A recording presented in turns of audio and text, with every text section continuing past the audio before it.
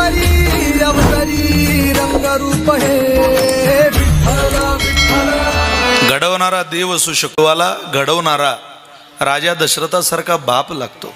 ज्यानं हे विश्व घडवलं त्यालाही घडवायला बाप आहे. तुम्हाला एक गोवी सांगतो एक नदी भागवतातली. माझा पुत्र श्रीकृष्ण जान न सांगेची मज ब्रह्मज्ञान तोची वंदी माझे चरण म्हणे मी पूर्ण बालक तुमचे. हा माझा मुलगा आहे याचा मला स्वाभिमान आहे. देवाच्या पित्याच्या मुखातला श्लोक आहे, पित्याच्या मुखातली ओवी आहे, नाथांनी लिहिली. तसं हे नातं असावं. बापामुळं मुलगा शोभायमान असावा आणि मुलामुळं बाप शोभायमान असावा. काका तुमचा मुलगा आहे का होतो? अहो 10 मिनिट बोलला पण काय त्यांचं वक्तृत्व आहे. बापाला हे ऐकायला आलं त्यावेळेला त्याच्या डोळ्याला धारा लागतील. तुमचे वडील आहेत का होते? अहो तुमच्या वडिलांनी सांगितलं होतं जाताना आम्हाला की भडकारीची चांगली सुपीक 4 एकर जमीन माझ्या पोराकरता मला घ्यायची. तुमच्या बापाने कर्ज काढून या जमिनीचा व्यवहार केलाय, तुमच्याकरता गुंतवणूक करून ठेवली.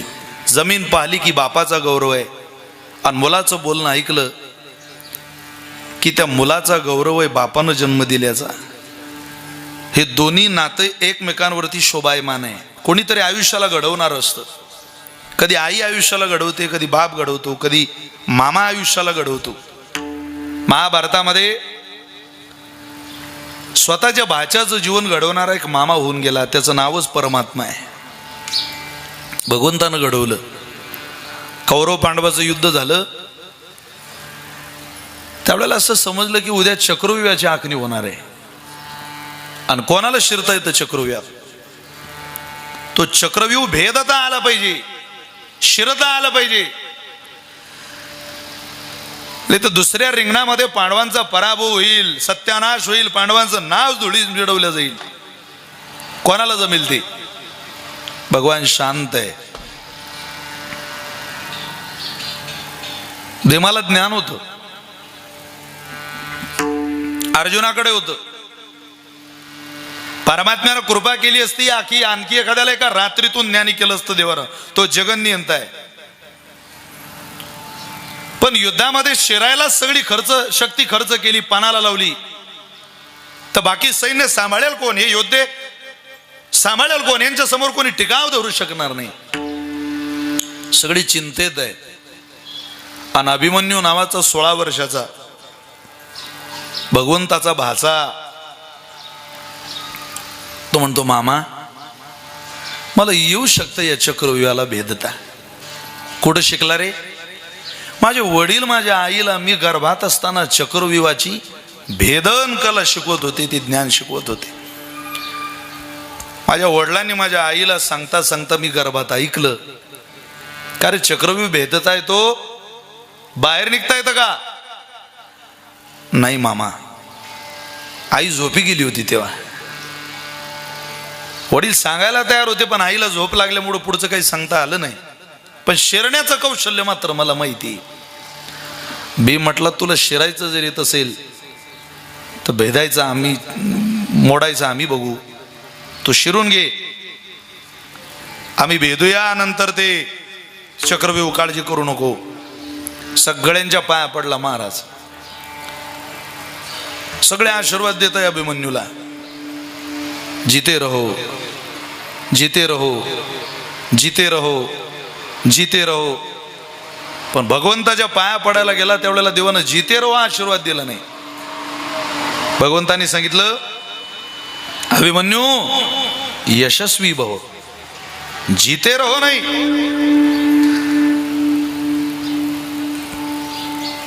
त्यावेळेला विचारलं सगळ्यांनी, आशीर्वाद दिला बरं नाही, सगळे जीते रहो म्हणताय, तुम्ही यशस्वी भव का म्हणताय? काही वाईट होणार आहे का? भगवंताने सांगितलं काय होईल मला माहिती नाही, पण चंद्र सूर्य आहे तोपर्यंत माझ्या भाच्याचं एक उत्तम योद्धा म्हणून नाव या भारतात शिल्लक राहील. अनेक योद्धे झाले पण अभिमन्यू सारखा योद्धा झाला नाही. हे नाव मात्र एवढं शिल्लक राहील. सुभद्रेलाही समजलं, सगळ्यांना समजलं पांडवांना की बहुतेक अभिमन्यू या युद्धामध्ये मारले जाऊ शकतो. द्रोणाचार्यासहित मोठे मोठे 7 योद्धे दिवसभर हाताळले. एक दिवस जवळ सुद्धा येऊ दिलं नाही मरण काही अंतरावर. पण एक दिवसभर त्या योद्ध्यांशी झुंज दिल्यानंतर ज्या वेळेला हा पडला खाली अभिमन्यू ना, आता मरणार आहे तो, जाणार आहे, त्यावेळेला जयद्रथानं त्याच्या मुंडक्यावर लात मारली. वाईट वाटलं त्याला. युद्ध समाप्त झालं, सूर्य अस्ताला जातोय, सगळे माघारी परतले आणि पांडव भेटायला गेले. अर्जुन सुद्धा अभिमन्यूला भेटायला गेला आणि अर्जुनाने अभिमन्यूला विचारलं, अभिमन्यू तुला वाईट वाटत असेल आता, आम्ही सगळे योद्धे पण तुझ्यासारख्या तरण्या मुलाला आपला देह समर्पित करावा लागतोय. अभिमन्यूने हात जोडले. खरं तर माझ्या मामाने मला ही संधी दिली की मला माझं कौशल्य रणांगणात दाखवता आलं. मी मरतोय याचं मला वाईट वाटत नाही, पण मी ज्या मामाच्या तालमीत तयार झालो, निदान मी खाली पडल्यावर माझा नाही पण मला शिकवणाऱ्या त्या मामाचा आदर म्हणून, मला घडवणाऱ्या मामाचा आदर म्हणून मला कोणी लात मारायला नको होती. मला जयद्रथानं लात मारली हो, मला अपमानित वाटलं. ते हात थरथरायला लागले. मूठ आवडली अर्जुनानं आणि शपथ घेतली, उद्या सूर्यास्ताच्या अगोदर जयद्रथाचा कार्यक्रम होईल, नाही तर मी तरी अग्निकाष्ट घेईल.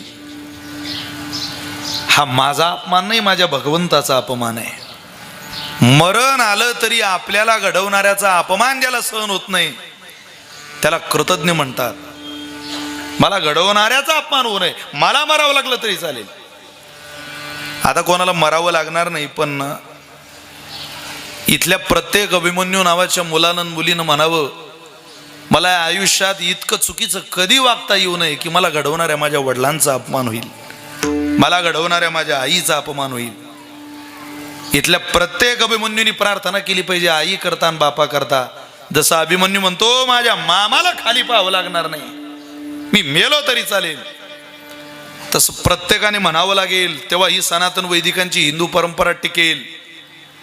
काही झालं तरी माझे वडील गेले ना, आता बाबा माझ्यावर जबाबदारी आहे. तुमच्या प्रतिमेचं पूजन करून मी आयुष्यभर शपथ घेतो, तुम्हाला माझ्या चुकीच्या वागण्यानं कधी खाली पाहावं लागणार नाही. या सावरगावात तुमचा अपमान कधी होणार नाही. तुम्ही दिलेलं दान, तुम्ही घडवलेलं हे जीवन अत्यंत पवित्र आहे आणि ते पवित्रच असेल ही शपथ घेण्याचा आजचा दिवस आहे. केवळ श्राद्ध करण्याचा दिवस नाहीये.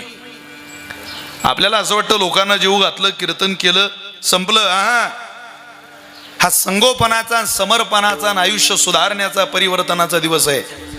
आपल्या वडिलांनी जे अपार कष्ट केले त्या कष्टातली शिदोरी आयुष्यभर जोपासण्याचा आजचा दिवस आहे. म्हणून मला असं वाटतं प्रत्येक मुलाकरता श्राद्ध आपल्या धर्मामध्ये पर्वकाळ मानलं गेलेलं आहे. त्या पर्वकाळाला साधता आलं पाहिजे. ऋषीदादांचा पर्वकाळ आहे आज, त्यांनी साधून घ्यावा. वडिलांनी जे जे केलं त्यातली काहीतरी शिदोरी घरी घेऊन जायची. वडील आणि मुलगा या दोघींचंही समतोलातलं जीवन कुटुंब व्यवस्थापन करत असतं. कुटुंब व्यवस्थित नीटनेटकेपणानं शोभायमान करत असतं.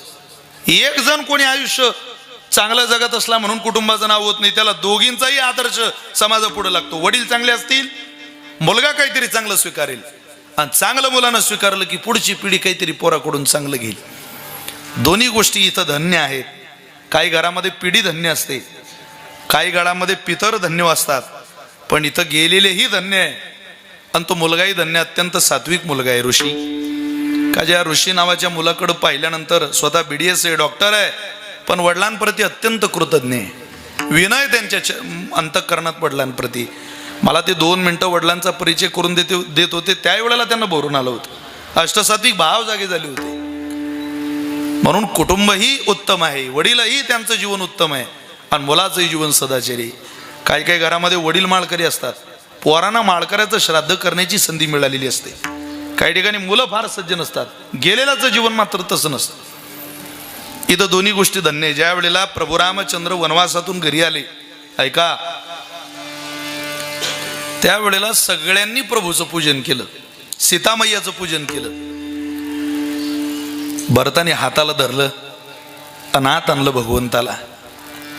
भरत हे नावच आहे महाराज, ही प्रेमाची शेवटची घटना आहे या देशातली.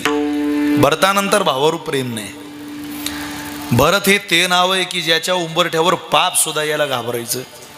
मी या उंबरठ्याला ओलांडून हात जाऊ कसा, इतकं नैतिकतेनं भरलेलं जीवन आहे भरताचं. ज्या वेळेला भरतांनी प्रभूचा हात धरला आणि भगवंताला बसवलं, तो सिंहासनावर ठेवलेला मुकुट घेतला आणि भावाच्या नाही वहिनीच्या चरणाजवळ ठेवला. आपलं मस्तक टेकवलं वहिनीच्या चरणावर. आपल्या परंपरेत मोठ्या भावाच्या बायकोला वहिनी म्हणतात आणि प्रत्यक्ष ती आई आहे. मी एक लहान दीर म्हणून वहिनीचं काय प्रेम असतं ते चांगलं अनुभवलेलं आहे. आईचंच प्रेम महाराज. भरतानं ज्या वेळेला मुकुट ठेवला सीतामय्याच्या चरणावर, का ठेवला असेल? ठेवलाही पाहिजे, सीतेचं चरणही तितकं पवित्र आहे. पण ज्या वेळेला सगळ्या ऋषी मुनी जपी सिद्ध साधक ऋषितुल्य गुरु महात्म्यांना विचारलं की इथं काय धन्य आहे, या भरताचं मस्तक धन्य म्हणावं का सीतेचं चरण धन्य म्हणावं, आम्हाला कळत नाही. योगाचार्य गुरूंनी दिलेलं उत्तर आहे, इथं दोन्ही गोष्टी धन्य आहे. भरताचं मस्तकही धन्य आहे आणि सीतेचं चरणही धन्य आहे. का? भरता करता आणि सीते करता हा पर्व काळ आहे. सीतेचं चरण धन्यच आहे. का? कारण हे ते चरण आहे जिचा बाप मिथिलेचा राजा, जिचा सासरा अयोध्येचा राजा, जिचा मालक त्रैलोक्याचा धनी, मखमलीच्या गादीवर फिरणारे पाय 14 वर्ष अंकुशीदार दगडावर फिरत होते म्हणून ते पाय धन्य आहे. आणि भरताचं मस्तक एवढ्या करता धन्य आहे, सीतेचं चरण एवढ्या करता धन्य झालं त्या मस्तकानं, त्या मुकुटानं. हा सीतेच्या चरणातला तो मुकुट आहे ज्यानं 14 वर्ष डोक्यात घातलेला नाही. उलट त्या मस्तकावर हिच्या नवऱ्याच्या चपला घेऊन 14 वर्ष काढले. सोन्याचा रत्न जडीत मुकुट असतून डोक्यात न घालणारा एकमेव भरत आहे. राजगादी सांभाळताना सुद्धा भावाच्या चपला डोक्यावर घेणारा भरत, आणि राजाची कन्या असून सुद्धा मखमलीच्या गादीवर फिरणारे पाय दगडावर देणारी सीता, दोघं एकमेकांना जर भेटत असतील तर यातला एक नाही. या दोन्ही गोष्टी धन्य आहे. त्यामुळं ऋषी रावांच्या आयुष्यात रामदास सरांसारखा बाप मिळत असेल तर मुलगा म्हणून ते धन्य आहे. आणि सरांच्या नशिबी जर इतका गुणवान आणि सोज्वळ अंतःकरणाचा मुलगा जन्माला येत असेल तर वडील म्हणून सर धन्य आहे. विठ्ठल विठ्ठल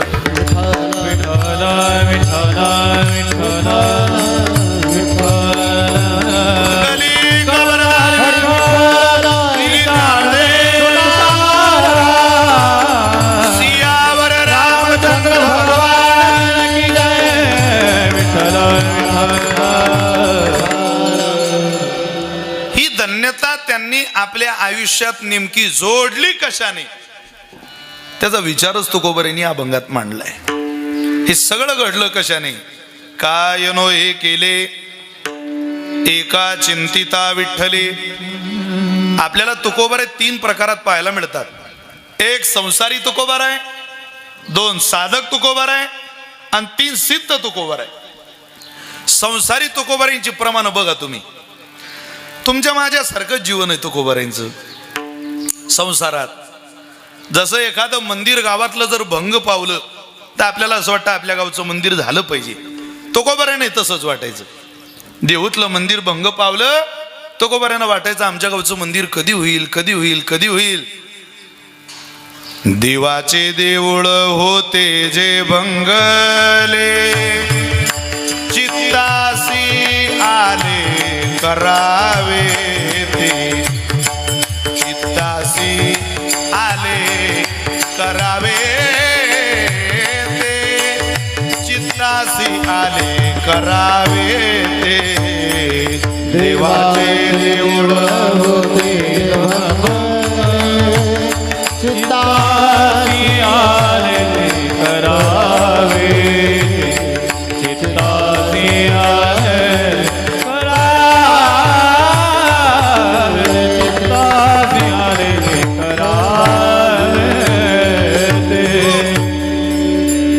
देवाचे देऊळ होते जे भंगले. अरे असं कसं देवाचं देऊळ भंगलं गळ्या? ते मंदिर झालं पाहिजे, मंदिर झालं पाहिजे. आता हे मारुतीरायाचं मंदिर सावरगाव मध्ये उभं राहिलेलं आहे. गावाचं भूषण आहे ना. या गावातल्या कोणत्याही जातीचा, कोणत्याही समाजातला व्यक्ती इथं येऊन आलेल्या बाहेरगावच्या पाहुण्यांना सांगू शकतो, बघा आमच्या गावकऱ्यांनी बांधलेलं 2010ला पूर्ण झालेलं मंदिर आहे. आपल्या गावचं मंदिर भोशवा असतं. तुकोबाऱ्यांना वाटायचं माझं मंदिर झालं पाहिजे.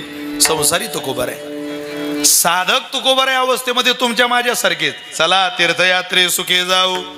आपण म्हणतो ना चालता गाव पंढरपूरला. महाराजांनी संतांना, साधू संतांना, अहो साधकांना म्हणावं, देहोतल्या संसारी लोकांना म्हणावं, चला चला तीर्थयात्रे सुखे जाऊ, वाचे विठ्ठल नाम गाऊ घेऊ, चला तीर्थयात्रेला जाऊ. साधक तुकोबार आहे, सिद्ध तुकोबार आहे. ज्या अवस्थेला गेले त्या सिद्ध तुकोबाऱ्यांना, अहो संसारी तुकोबाऱ्यांनाही देवाची आवड होती, साधक तुकोबाऱ्यांनाही देवाचीच आवड होती. आणि सिद्ध तुकोबाऱ्यांनी आता ज्याच्या आधारावर परमात्मा प्राप्त झाला ना, पण सिद्ध झालो, ती आवड सोडली नाही, उलट ती भरभक्कम केली आणि तुमच्या माझ्यापर्यंत पोहोचवली. तुकोबारे म्हटले तुम्ही एक काम करा, तुम्हाला आयुष्यात मंगल काही घडावा असं जर वाटत असेल तर तुम्ही भगवंताचं गोड नाम गा. त्याच्या इतकं सुलभ साधन हा भवसागर तरुण जाण्याकरता दुसरं कोणतं नाहीये. शक्ती एक होत्यात, आध्यात्मिक, आधी भौतिक आणि आधी दैविक, या 3 प्रकारच्या तापातून मुक्त व्हायला केवळ नाम कारणीभूत आहे. पहिला ताप आध्यात्मिक ताप आहे. आध्यात्मिक ताप म्हणजे शरीराचं दुःख नाही.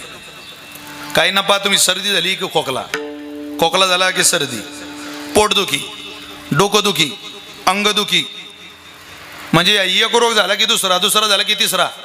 त्या रोगाला कंटाळून कंटाळून हा शरीर सोडून देतो, पण तो रोग काही त्याचा पिछा सोडत नाही. आध्यात्मिक ताप.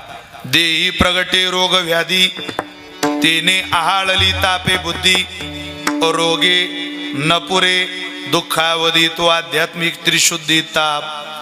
दुसरा आधी भौतिक ताप आहे.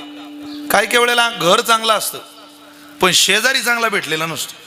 सकाळी उठल्यापासून भांडायला लागतो तर संध्याकाळपर्यंत भांडण. वाघापासून सर्पापासून होणारा जो त्रास आहे तो या आधी भौतिकामध्ये शास्त्राने सांगितला. भूतेव पत्रव दिदला, ताडीला अथवा निस्तेजिला, तेने चित्ती दाहो केला, तो आधी भौतिक बोलिला असे ताप. आधी भौतिक आहे. तिसरा आधी दैव आहे. गारपीट झाली तर सावरगावातल्या एकाच माणसाच्या शेतावर होत नाही, सगळ्याच गावावर होते. चिकुनगुनिया आला तर एकाच गावावर आला का? कोरोना आला तर का एकाच गावात आला का? ती वैश्विक महामारी होती. दैवी अतिवृष्टी का अनावृष्टी, राजके द्वितीला झाला कष्टी, आगीने जळता नावरे संकटी, तो आधी दैविक ताप बोलीजे. ताप आध्यात्मिक असो, आधी भौतिक असो किंवा आधी दैविक असो, या त्रिविध तापाला एकच औषध आहे, वैद्य एक पंढरीराव.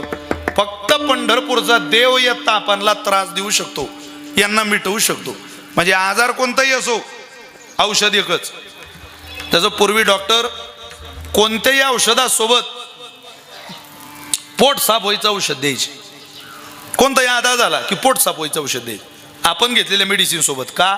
कारण 90% आजार माणसाच्या पोटात जन्माला येतात, पण ते पोट साफ व्हायचं औषध द्यायचे. एक 2-3 वर्ष कंपाऊंडरने एका डॉक्टरच्या हाताखाली काढले, पण तो पाहायचा आपले डॉक्टर कोणालाही पोट साफ व्हायचं औषध देतात. ती चूर्ण द्यायची पोट साफ व्हायचं. त्या चूर्णाचं नाव आहे सोनामुखी. कोणालाही सोनामुखी, कोणालाही सोनामुखी. तो कंपाऊंडर म्हणेल का डॉक्टर होणं तर सोपं आहे, सोनामुखी द्यावी लागते. त्यानं डॉक्टरांना सोडलं, दुसरा दवाखाना टाकला, बोर्ड लावलो, कोणताही आजार, कोणताही रोग, कोणताही इलाज, कोणताही सल्ला. इथं मार्गदर्शनाचंच केंद्र आहे. बोर्ड लावले मोठे मोठे, पण आता पेशंट आलं पाहिजे ना, कार्ड खूप छापून ठेवले डॉक्टरांनी, पण गिराईक आलं पाहिजे ना. गिराईकच येईना. त्यांनी एका माणसाला 200 रुपये दिले आणि सांगितलं एक गिराईक आणून द्या, कोणतंही आणा, फक्त एक. पुन्हा तुम्हाला ग्राहक आणायची वेळ पडणार नाही. आपल्या दवाखान्यात गर्दीच गर्दी असेल. आजार कोणताही, औषध एकच, सोनामुखी. बरं अख्ख्या गावात पेशंट शोधायला लागला, पेशंटच सापडे ना. एका कुंभाराचं गाढव हरवलं होतं आणि ते कुंभार बाबा अख्ख्या गावात गाढव शोधत होते. 4 तास झाले, गाढव सापडत नाही. नेमकी त्यांची भेट झाली. राम राम राम राम. का हो? अरे म्हणे गाढव हरवलं. अरे बापरे म्हणे, किती वेळ झाला? 4 तास झाले म्हणे, पाहतोय अजून गध दिसत नाही. काळजी करू नका म्हणे, आपल्या गावात डॉक्टर आहे. कोणताही इलाज, कोणताही उपाय, अरे कोणताही सल्ला, कोणतंही मार्गदर्शन. अरे म्हणे गाढवाचा आणि त्या डॉक्टरचा काय संबंध आहे गळ्या? अहो म्हणे तुम्ही चाला हो. बळजबरी त्याला दवाखान्यात आणलं. डॉक्टर साहेब गाढव हरवलं यांचं. बरं हरकत नाही, काय काळजी नाही. तुम्ही 2 टक घ्या सोनामुखीचे. तो म्हणे साहेब तुम्ही शुद्धीवर आहे ना? अहो गाढव हरवलं माझं, गाढव, मला काही झालेलं नाही. हो म्हणूनच सांगतोय तुम्ही 2 टक सोनामुखीचे घ्या, तुमचं गाढव घरी येऊन जाईल. तो म्हणे जर सोनामुखीनं गाढव घरी येत असलं तर घ्यायला काय अडचण आहे बुवा. घेतली सोनामुखीची 2 टक. सोनामुखी इतकी पॉवरफुल की दुसऱ्या टकाची पुडी खाली ठेवेल तोपर्यंत डबल तयार असावं लागायचं. इतकी खतरनाक सोनामुखी, ते काही सामान्य नाही. 2 टक सोनामुखीचे घेतल्यावर कुंभारबानं डबू भरलं डबल का पळ डोंगरावर, भरलं डबल का पळ डोंगरावर, भरलं डबल का पळ डोंगरावर. 4था चक्कर डोंगरावर मारला तेवढ्याला डोंगरावर गाढव चरत होतं. कुंभारबा म्हणत थोडा त्रास झाला बरं का, पण गुण हमखास.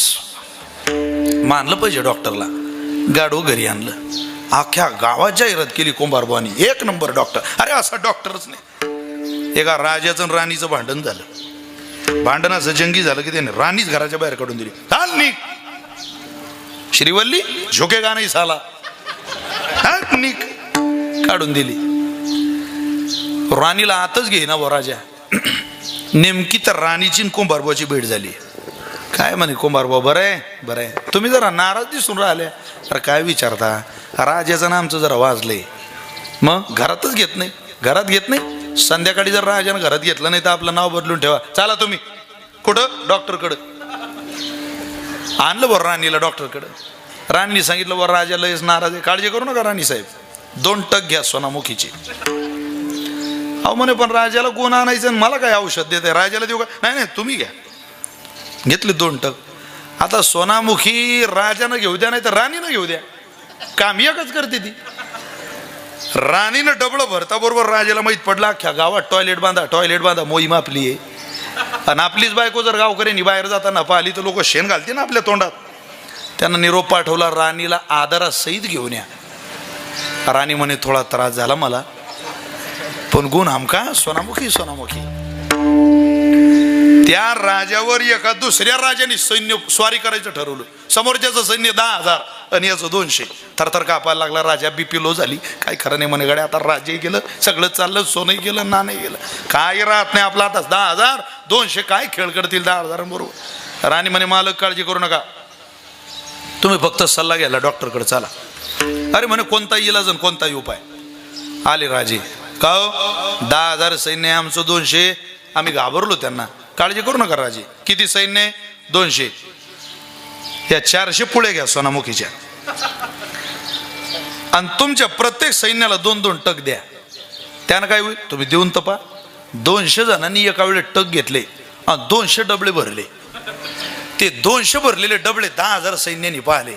ते म्हणत बापा रे, या गावात 7 चालू आहे रे बाबा, युद्धाला आता जाणं परत राहणार नाही. राजा तब्येत वगैरे बिघडली, युद्ध नंतर करू.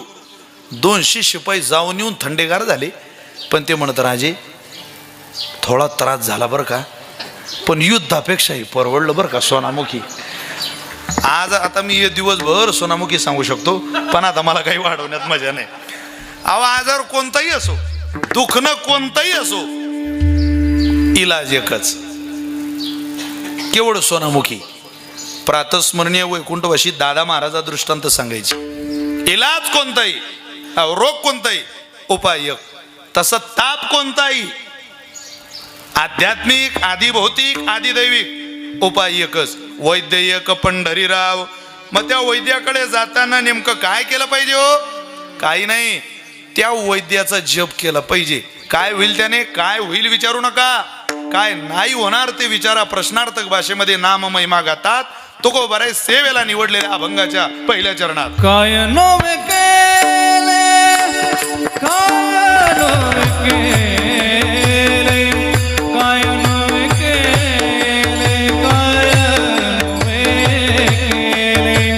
काय नवे केले, काय नवे केले, काय नवे केले, काय नवे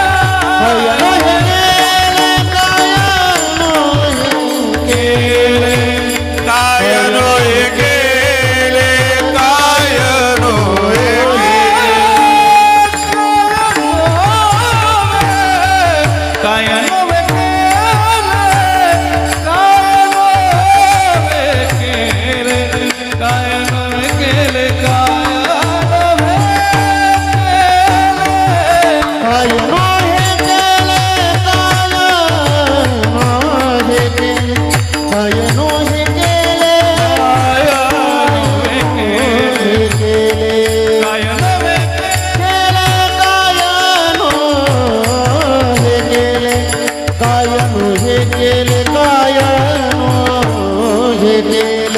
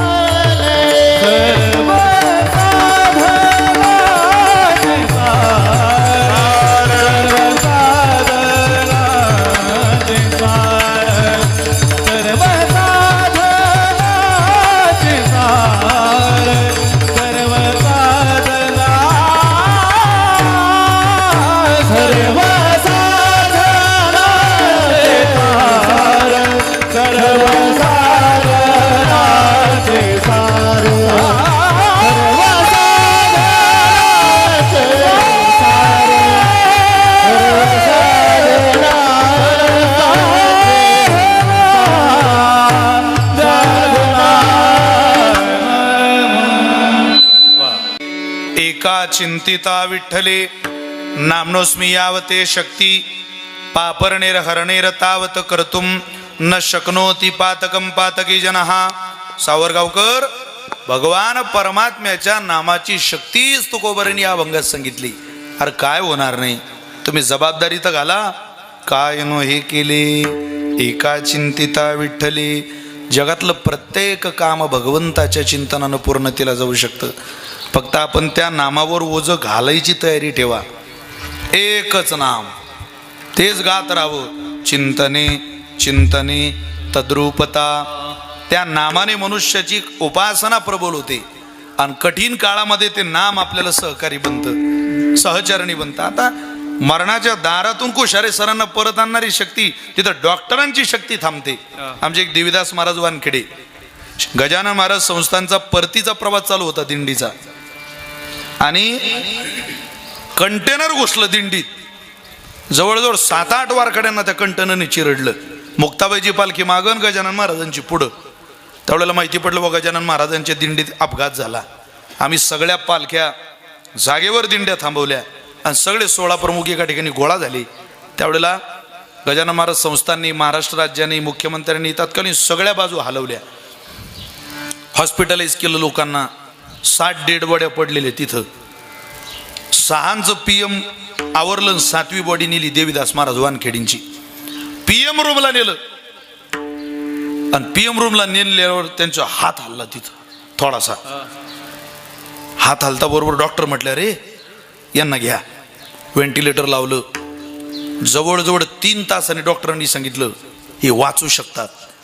आजही देवीदास महाराज वानखेडी जिवंत आहे आणि ते कीर्तन सुद्धा करत आहे महाराज.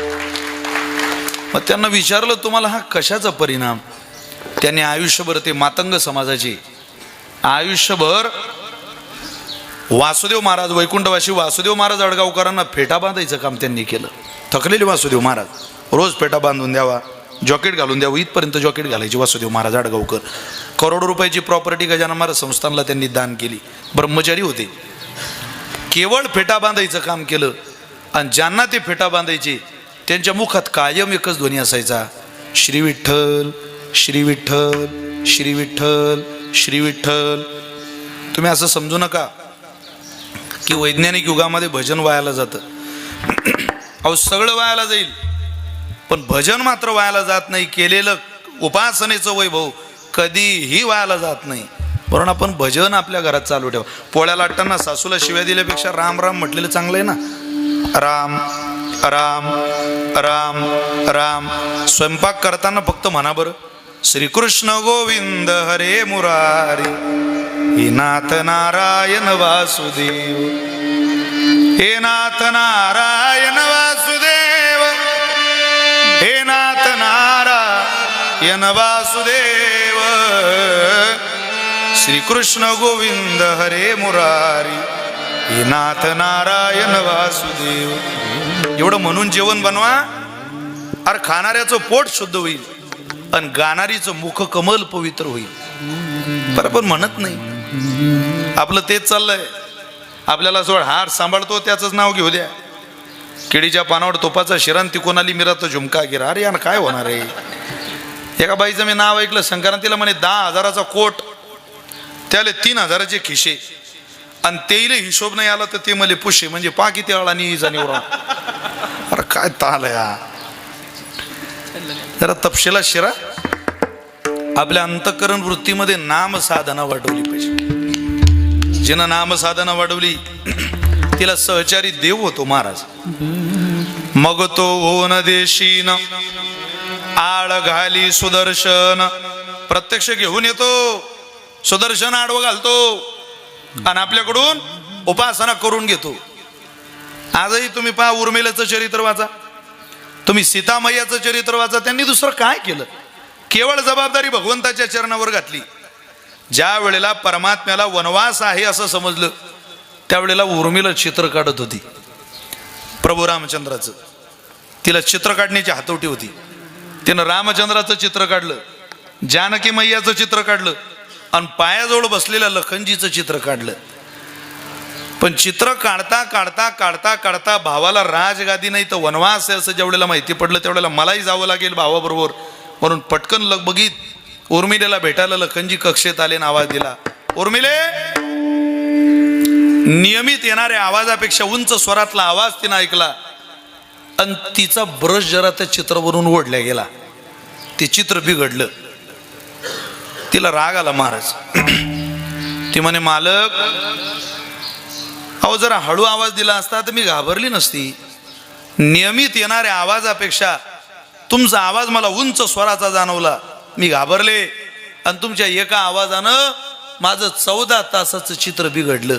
उर्मिले काय करता या 14 तासाच्या चित्राला. अगं तुझं तरी 14 तासाचं चित्र बिघडलं उर्मिले, माझ्या दादाचं 14 वर्षाचं चित्र बिघडलं. काय करता या भिंतीवरच्या चित्राला. अगं माझा दादा राम राजा नाही, तो वनवासाला जाणार आहे. माझी मातृ समान असलेली वहिनी जानकी मैया अगर राणी नाही, ती वलकल परिधान करून वनात जायची तयारी करते. तू काय चित्र रंगवते. गेली दुधाचा ग्लास भरून आणला, नवऱ्याच्या हातात दिला. मालक घरातून 14 वर्षाकरता बाहेर जातोय, उपवाशी जाता कामा नये. हातात ग्लास दिला. लखनजींनी तो ग्लास ओठाला लावला. तोंडात दुधाचा घोट जाईल तोवर भगवंतानं आवाज दिला, लखन. मोठ्या दादाने दिलेला आवाज आहे, प्रभू रामचंद्राने दिलेला आवाज आहे, जगन्यंत्याने दिलेला आवाज आहे. ज्याच्या आवाजाने विश्व सुद्धा हलतं त्याच्या आवाजाला आपण कसा नकार द्यायचा. हातातला ग्लास खाली पडला दुधाचा. दूधही सांडलं, ग्लासही फुटला. पळत निघाले लखनजी. येतो उर्मिले. 14 वर्षाकरता नवरा घरातून उपवाशी जातोय, दुधाचा थेंबही पोटात जात नाही. शपथ आहे उर्मिलेला तिच्या प्रेमाची, शपथ आहे उर्मिलेला तिच्या पातिव्रतेच्या धर्माची, शपथ आहे उर्मिलेला त्या रघुकुलाची.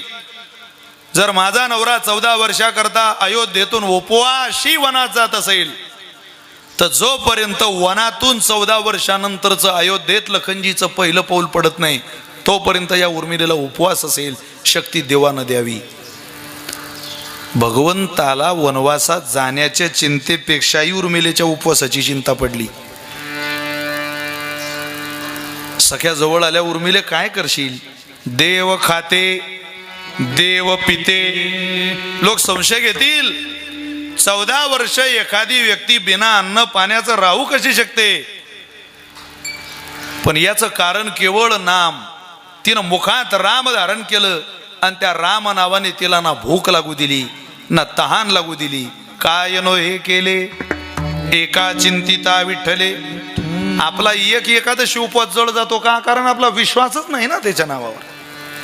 एरवी 14 दिवस निघून जाता, एकादशीला माणसाला पाठच भूक लागते. हा ना, माणसं म्हणता काही वाढा आम्हाला. आता जुनी ती माणसं होती घरात की त्यांनी आपल्या घराला परंपरा वळण लावून दिलेले. या दिवशी दळण दळावं, या दिवशी अन्न हे शिजवावं, एकादशीला अन्न शिजवू नये, हे फलाराचं घ्यावं. आता ती माणसं सुद्धा घरात ठेवली नाही आपण. आता जुनी माणसं कोणाच्या घरात दिसताय? क्वचित ग्रामीण भागात. शहरात जा तुम्ही, म्हातारा माणूस नातवाला पाहायला मिळत नाही आजोबा नावानं, नाहीच मिळत. संपवले जवळजवळ सगळे. बरं, कोण्या कोण्या माध्यमातून संपवले? आमचे गुरुजी दृष्टांत सांगायचे. म्हणे संपवण्याचा विचार पराकोटीचा केला. किती पराकोटीचा? अहो म्हणे, एक बाई एसटीतून खाली उतरली, तिला ते जनावराने पाहिलं आणि विचारलं, का ग कुठं गेली होती? गेली होती म्हणे एका महाराजांकडं. कशाला? तेच म्हणे आपलं नेहमीचं कारण, आपल्याला मूल होत नाही. गेली होती विचारायला. काय म्हटले ते? म्हटले तुम्हाला पोरग होईल, पण त्याच्याकरता तुमची सासू मरण अत्यंत गरजेचं आहे. अरे बापरे, मग तू चांगल्या विद्वान माणसाकडे गेली ती बहुतेक. चांगला तयार वाटतो तो अभ्यासात. हो म्हणे, लयच विद्वान आहे. बरं बरं, मग तुला काय वाटतं? ते म्हणे तुम्हाला काय वाटतं ते सांगा. अगं म्हातारी मेली तरी चालेल, पण बाळ होणं गरजेचं आहे. तू घरी जा, मी आलोच. हा घरी न जाता त्याच्या सासरवाडीला गेला आणि तिची आई घेऊन आला. बायको म्हणे, माझ्या आईला कशाला आणलं? अगं म्हणे, जर म्हातारी गेल्यावर आपल्याला उद्या पोरग होईल, माझी आई तर संपवायची समजा, ते बाळ सांभाळायला कोणी जुनी बाई घरात पाहिजे ना, म्हणून तुझ्या आईला आणलं. बायको म्हणे, काय माझा नवरा हुशार आहे, महादेवाच्या पुढचाच आहे बुवा. आमच्या भागात प्रत्येक महादेवाच्या मंदिरात नंदी ठेवलेला असतो. प्रत्येक बघ, इथे महादेवाच्या पुढं नंदी येते, कुशारे बाबांच्या माग नंदी. लय आनंद झाला तिला. मग ती म्हणे, घ्या लवकर निर्णय, कधी संपवायचं? तर म्हणे, थांब जरा, एवढा 4 तारखेपासून सप्ताह आहे आपल्या गावात, तेवढा सप्ताह होऊ दे सावर गावातला, तेवढा शेवटचा सप्ताह म्हातारीला पाहू दे, मग तिचं बजेटच बसू आपण. सप्ताहाचा 6वा दिवस आला. म्हातारी, अहो बायको म्हणे, लवकर निर्णय घ्या. बार उद्या. अंगणात झोपणाऱ्या म्हाताऱ्या. हा दुपारी आपल्या आईजवळ गेला. आईला म्हटलं, आई तू कुठं झोपते ग रोज? म्हणे इथं. तिची आई म्हणे, इकडून. माझं ऐकशील का आज? म्हणे, काय भाऊ? तिच्या आईच्या जागेवर तू झोप आणि तुझ्या जागेवर तिच्या आईला झोपव. अरे म्हण, पण का बाळा? तू ऐक ना म्हणे, एवढं तर ऐक माझं. म्हातारीला सांगितलं, जागा बदलव. आता थंडीचे दिवस, खुडकुड खुडकुड खुडकुड खुडकुड अंगावर घेऊन झोपलेल्या म्हाताऱ्या. बरोबर रात्रीचे सावरगावात हाच टाईम आहे का हे कार्यक्रम करायचा? आम्हाला वाटलं आमच्या तालुक्यापुरता 12 वाजेचा टाईम आहे का? इकडे तोच आहे. बरोबर 12 वाजले. दगड शोधला, म्हातारीजवळ गेले. बायको म्हटली, एकदा उघडून पा, तुमची की माझी? तो म्हटलं, तुझीच आई आहे. हे तुझ्या आईच्या झोपायची जागा आहे, माझ्या आईच्या झोपायची जागा आहे, ती तुझ्या आईची झोपायची जागा आहे. जागा तीच आहे, त्यामुळं म्हातारे त्याच आहे, काळजी करू नको. आता हिला माहितीच नाही जागा बदललेली आहे. बहादरानं बार दगड घातला, तोंड न पाहू देता तशीच म्हातारी पोत्यात घातली. सावरगाव नदी आहे का तुमच्या गावात? आहे ना, चांगलं गाव आहे तुमचं. पोतं घेतलं, नदीला गेले, फेकली म्हातारी पोत्यातून नदीत. तिकडून येताना ते बाई एकदम खुश. अरे बापरे, नाही आनंदाशी जोडा, खुश एकदम.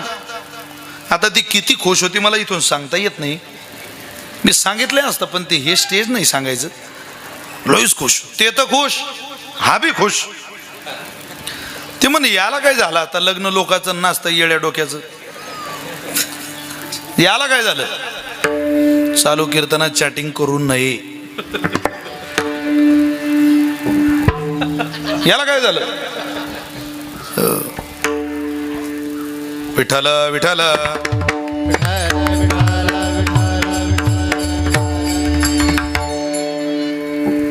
हा का बरं खुश आहे बुवा. तो म्हणे तू घरी चाल, तू बीपी नाही लो झाली तर आपलं नाव बदलून ठेवजो. तू घरी आले तिला आनंदाच्या भरात झोपच लागे ना बुवा. झोपच नाही. तिनं रवी घेतली लावायला, आणि रवी लावताना प्रल्हाद भाऊ म्हणायचे ती एक गाणं म्हणायची. मी म्हणून दाखवतो, फक्त तुम्हाला विनंती आहे बुवा पाठ करू नका. एवढं गाथा ज्ञानेश्वरी पहा जरा उघडून, हे नका पाहू. ती गाणं म्हणायची.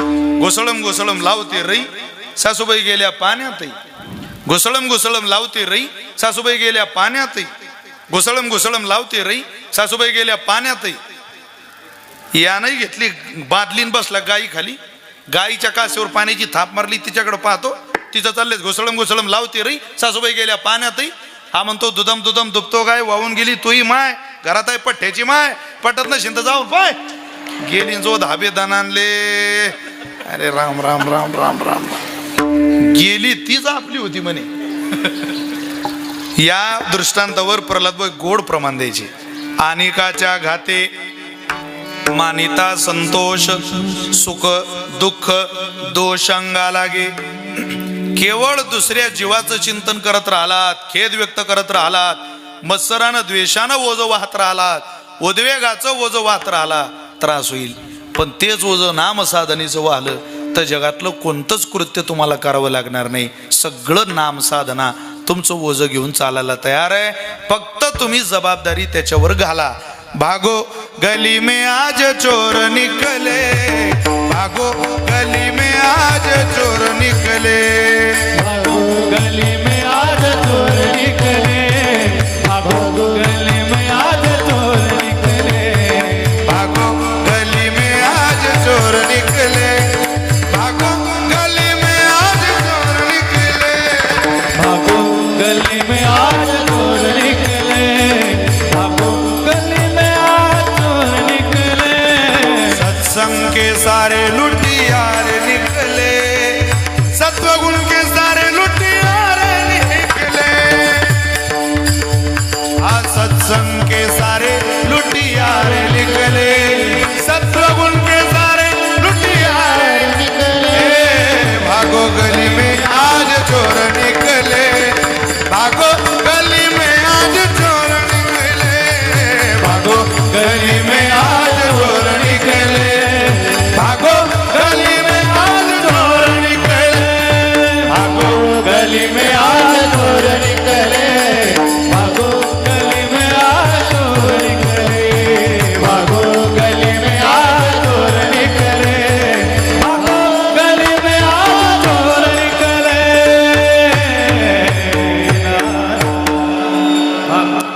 सार आहे. महाराज म्हटले तेच भवसागर तारून येईल. अभंगाचं दुसरं सर्व साधनांचे सार, सर्व साधनांचे सार, सर्व साधनांचे सार, सर्व साधनांचे सार, सर्व साधनांचे सार, सर्व साधनांचे सार, सर्व साधनांचे सार, सर्व साधनांचे सार. सिंधू तरी पार, बाबा सिंधू तरी पार, भाव साधू तरी पार, भवास बाबा सिंधू उतरी पार, बाबा सिंधू उतरी पार, भवास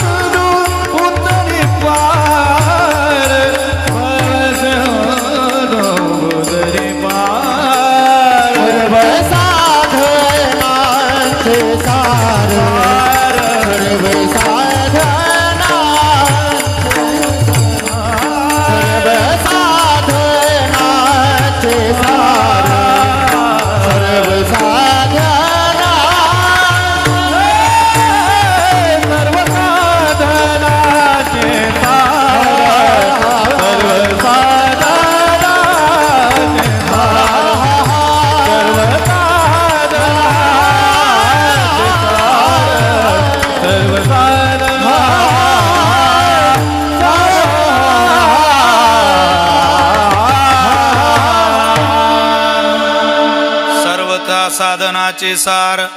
या नाम साधनेमध्ये जप आलं, तप आलं, अनुष्ठान आलं, जे काय तुम्हाला कर्मकांडातलं करता येईल सगळं नाम साधनेत आलं.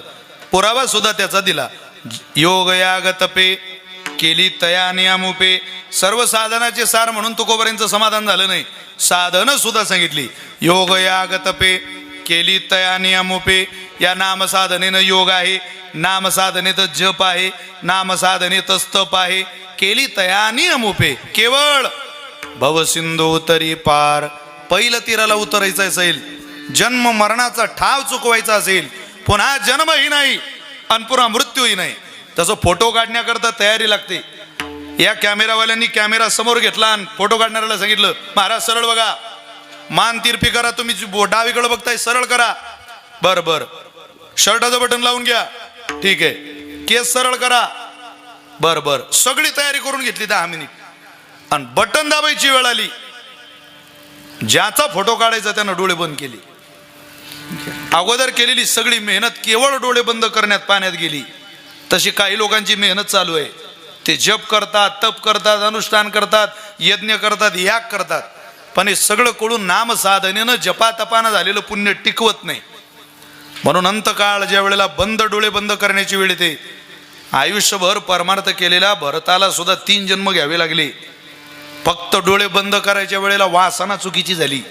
हरीचं स्मरण करायच्या ऐवजी हरणाचं स्मरण झालं. इतकं मृत्यू कठीण आहे.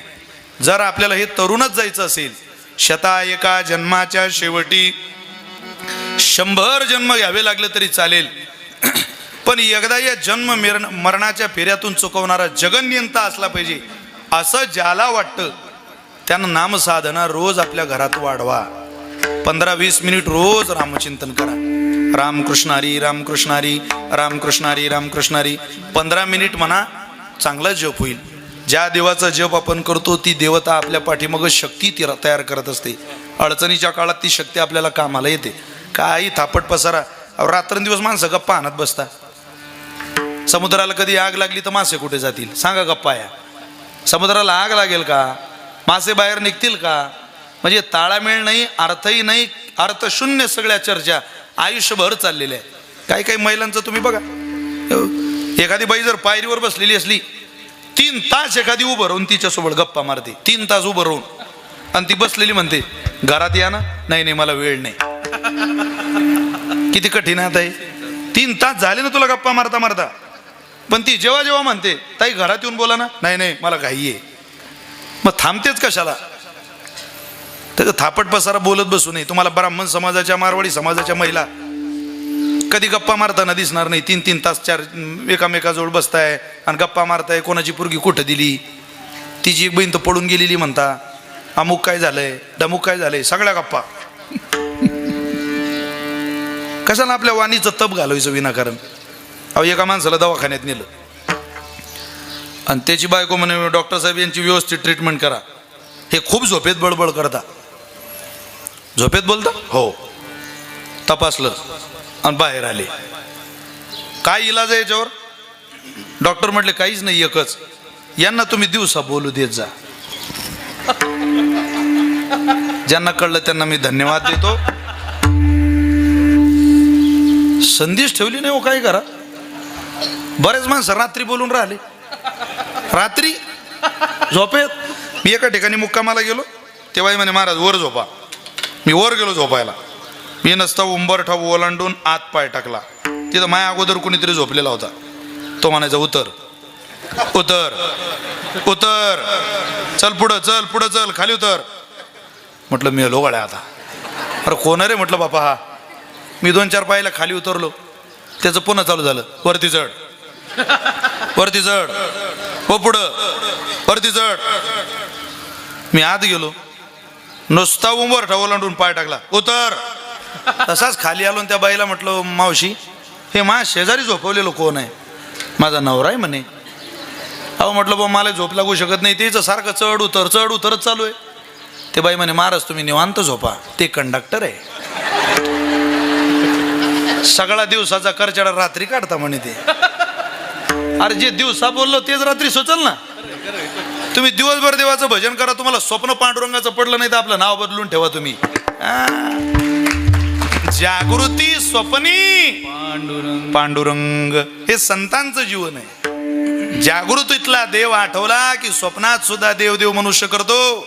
तसा आयुष्यभर देव आठवला की अंतकाळात सुद्धा मनुष्य देव देव करतो. आणि जीवन पहिलं तेराला जात. नाही तर चोर तुम्हाला आणि मला असं कैची धरायलाच तयार आहे. तू ये फक्त. काय माणसं म्हणता आम्ही त्यालाही फसू. अरे ऐक, यमाला तो काय नातेवाईक आहे का तुया त्याला फसवायला? इथं जग कोणी कोणाला फसवतं. मला एक भिकारी म्हणे 5 रुपये द्या, मी दिले. अजून 5 रुपये द्या म्हणे. अरे म्हटलं आता कशाला?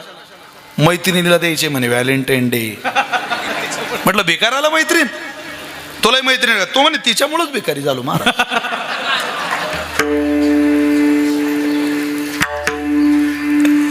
दशा आहे ती आयुष्याची.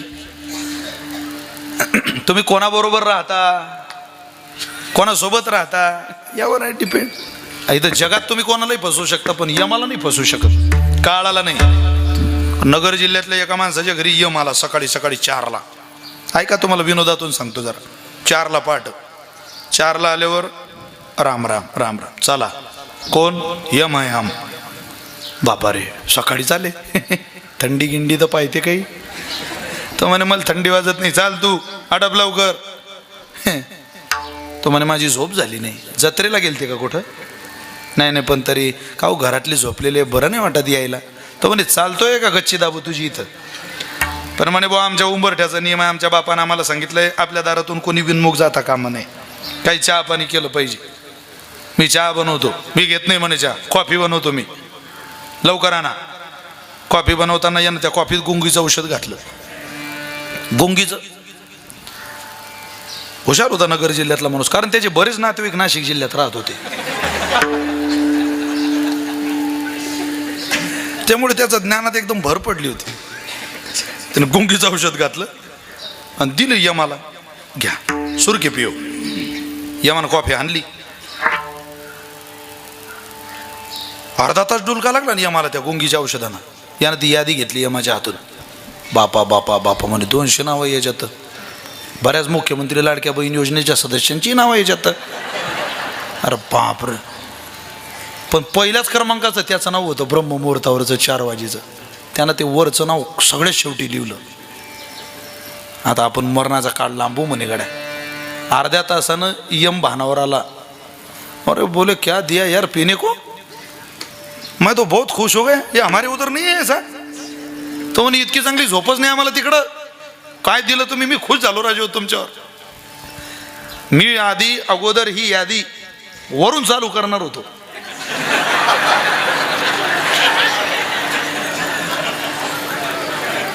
पण मी इतका खुश झालो तुमच्यावर. तुम्ही किती चतुराईत सांभाळा. तू लाख करे चतुराई, कर्म का भेद मिटे ना भाई. उड़ जाएगा पंछी एक दिन रहेगा पिंजरा खाली. हे जाणार आहे.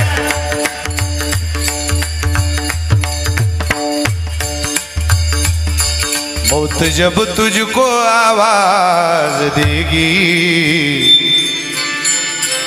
एक ना एक दिन निकलना पड़ेगा.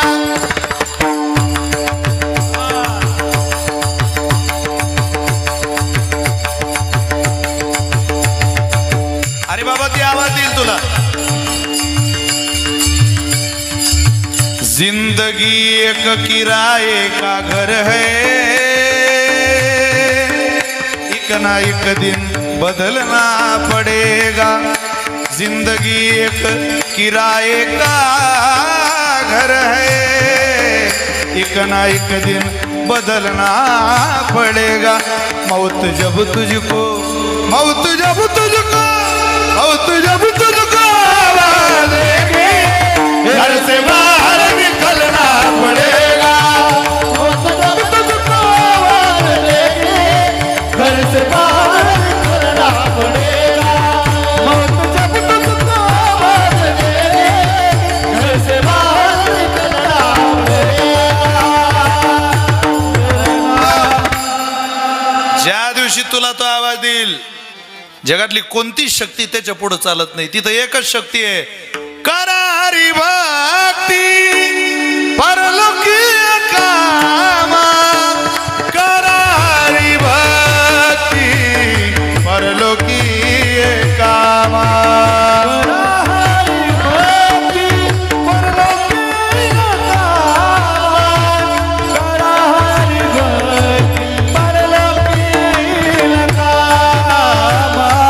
सोडविल यमा पासोनिया,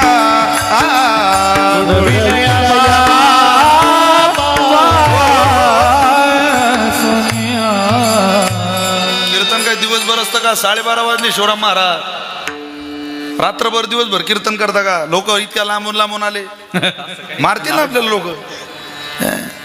12:30 वाजले तशी कीर्तनाची वेळ संपलेली आहे. ज्या दिवशी जेव्हा कीर्तनाची वेळ संपते तेव्हा माणसाचं लक्ष घड्याळीकडे जातं. आयुष्याची वेळ संपली, काळाचं लक्ष आयुष्याकडे जातं. आपली वेळ संपायच्या अगोदर आपण नाम साधनेवर अवलंबून राहा. घरात रोज बसलेल्यांनी जाऊ द्या, बाकीच्यांचं तुम्ही रोज भजन करा भाऊ बसल्या बसल्या. ताईचं बैसोनी करा एक चिंत, आवडी अनंत आळवावा. जे नाम आवडतं, हो तुम्हाला संतांचं नाव आवडतं तेच घ्या. मुक्ताबाई चतुर्विधा, जो जप करील सदा तो जाईल मोक्षपदा, सायुज्य संपदा पावेल. स्मरता निवृत्ती, अहो पाप नुरेची चित्ती. मग निवृत्ती निवृत्ती निवृत्ती हा जप करा, पाप अंतःकरणात राहणार नाही. वाचे वदता इंद्रायणी, एखाद्या तीर्थाचं भजन करा. यम वंदिती चरणी, वाचे म्हणता गंगा गंगा, सकळ दोष जाती भंगा. नाम साधनेचं विशिष्ट फल आहे आणि ते बलशाली फल आहे. ते आपल्याला मिळावं अशी जर अपेक्षा असेल तर आपण नामसाधनेवर अवलंबून राहा. जगातली सगळी कर्म नामसाधनेत येतील. योग याग तपे केली तयाने अमोपे, सर्व साधनाचे सार भव सिंधू तरी पार. पण नेमकं महाराज तो मंत्र आहे कसा? अत्यंत सोपा आहे. किती अक्षराचा आहे हो महाराज? त्या मंत्राची अक्षरही आणि त्या मंत्राची सुलभताही सांगता या अभंगाच्या शेवटच्या चरणात.